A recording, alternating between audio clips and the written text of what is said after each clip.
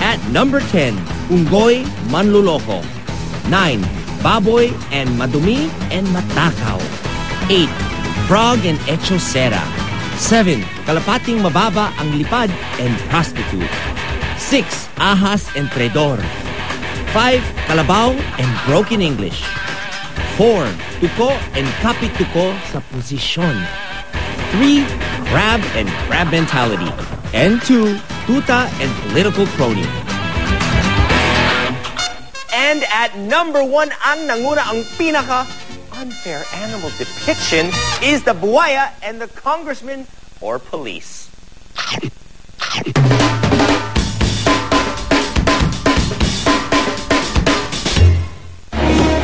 The buwaya's image has been the most abused and maligned because of its usual depiction as an unscrupulous policeman or congressman. Kinatatakutan ng mga Indio, mga sinaunang Pilipino ang mga buwaya.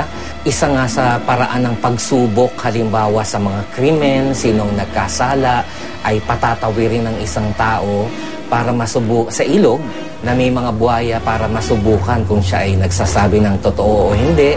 Kung siya ay nagsisinungaling, maaari siyang lulunin ng buwaya.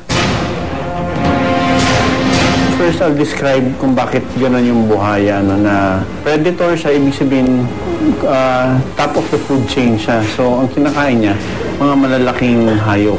And then, sa sobrang laki niya, ang style niya is ambush type. Siya yung maghihintay pag may lumapit na zebra o usa, bigla na lang siyang aatake at doon niya nakakain yung pagkain niya.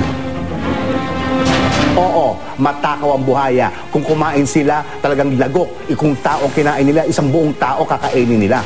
Pero, pag busog na, tumitigil. Matitulog na silang ganyan. At kikirisan ng uling sila kapag nakaramdam na ng matinding gutom.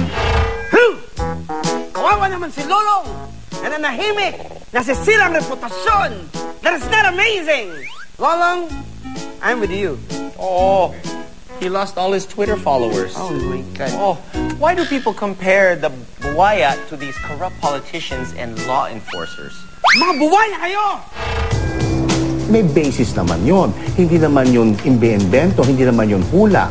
May basihan talaga yan, may ebidensya tayo. So, when we reflect it in cinema and television and other forms of art, there is truth to it. Tapos sasabihin sa atin na, huwag ninyong gawin yaan. It is unfair. Di huwag ninyong gawin. Hindi pa? Huwag kayo magnakaw para hindi kayo makumpara sa mga buhaya o para hindi kayo madipict na tuwing may congressman na karakter, lagi na lang masama.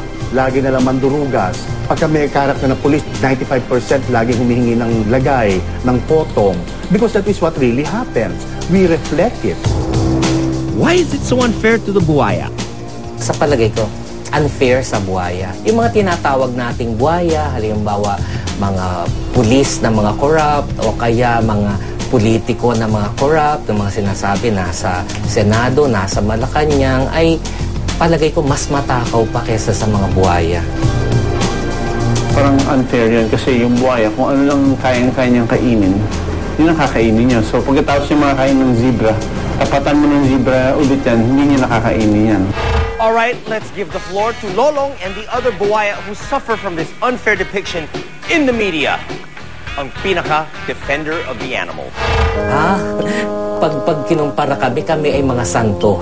So hindi naman patas yung pagkumpara nyo sa kasamaan ng mga tao. Kami, nabubuhay lang kami. Pag tumakbo yung pagkain namin sa lupa, hindi na namin mahabol yun. Unlike yung tao, gigipitin ka talaga para maglabas ka ng panlagay, Hoy, magsitigil kayo. Magpakatao muna kayo bago nyo i-compare yung sarili sa amin. Kami buhaya kami. Binibigyan namin kayo ng magagandang bag.